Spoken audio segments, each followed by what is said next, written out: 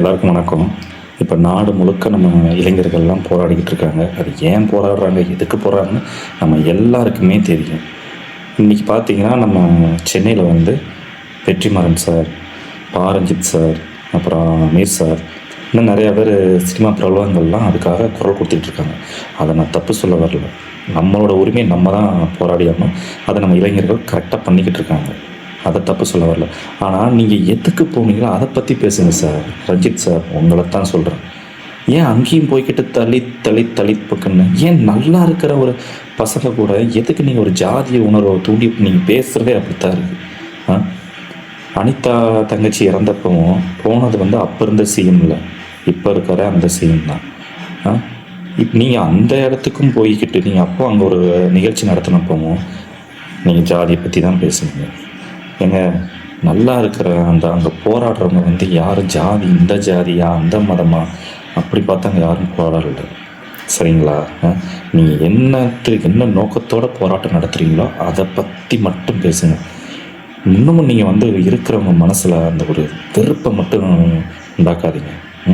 First இதை நீங்கள் நிப்பாட்டுங்க. நீங்கள் எங்கே போனாலும் உங்களுக்கு இதே தான் வேலை. அப்புறம் இன்னும் நிறையா பேர் சில நியூஸ்லாம் பார்க்க தான் செய்வேன்.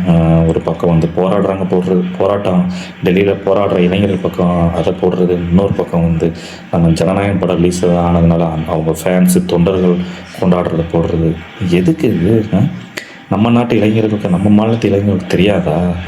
என் ஜல்லிக்கட்டு பிரச்சனைக்கு நீங்கள் தான் முன்னாடி நிறுத்தி வந்தீங்களா? அவங்க நடத்தலையா? ஏன் நம்ம ஸ்டெர்லைட் பிரச்சனைக்கு போராடலையா? அப்போ யார் வந்தா?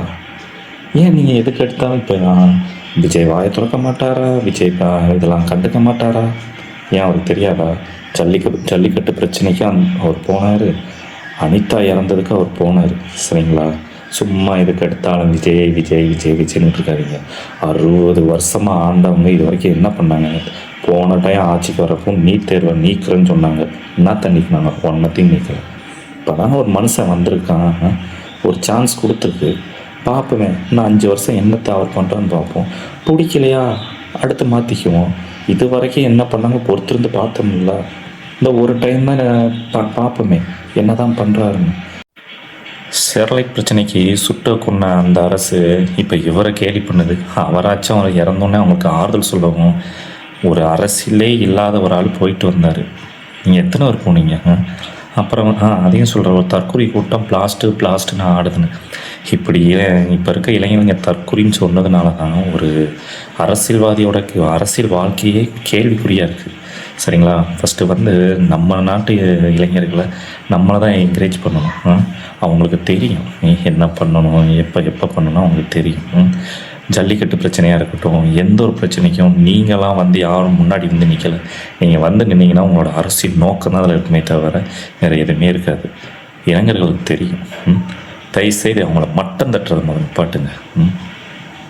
இது வரைக்கும் ஏதாச்சும் நம்ம கவர்மெண்ட் ஸ்கூலாக இருக்கட்டும், இல்லை கவர்மெண்ட் ஹாஸ்டலாக இருக்கட்டும், ஒரு இதுக்கு முன்னாடி ஆண்ட ஆட்சியாக இருக்கட்டும், யாராச்சும் ஒரு ஆள் போய் பார்த்துருப்பீங்களா? ஆனால் அவர் இப்போ போய் அங்கே எப்படி சாப்பாடு போடுறாங்க, எந்த மாதிரி இருக்குன்னு எல்லாமே பார்த்து இப்போ சரி பண்ணியிருக்காரு. சரிங்களா? ஒரு 6 மாதம் கூட ஆகலை. அதுக்குள்ளே இவ்வளோ பொங்குறீங்க. ஏன் இப்போ நீங்கள் பொங்குறவங்க அப்போ ஏன் நீட் தேர்வை கேன்சல் பண்ணணும்னு சொல்லி தானே ஆட்சி அமைச்சிங்க போன டைம்? ஏன் அப்போம்லாம் பொங்கலை யாருமே? இதை பேசுகிறதுனால நான் இன்னமோ தளபதி ரசிகன், தளபதி தோன்றேன். சரிங்களா? பக்கா தலை ரசிகன் நான். 1ஆம் நம்பர் வெறி தலை ரசிகன் நான். சரியா? எனக்கு இதெல்லாம் பார்க்குறப்ப எனக்கு என்னடா, அப்போ இதுக்கு முன்னாடி நடந்தவங்கலாம் மட்டும் என்ன பண்ணிட்டாங்க? இப்போ ஒரு 3 மாதம் தான் ஆகுது, இவ்வளோ பேசுகிறாங்க, இவ்வளோ நாள் எங்கே போனாங்கன்னு தான் எனக்கு தோணுது.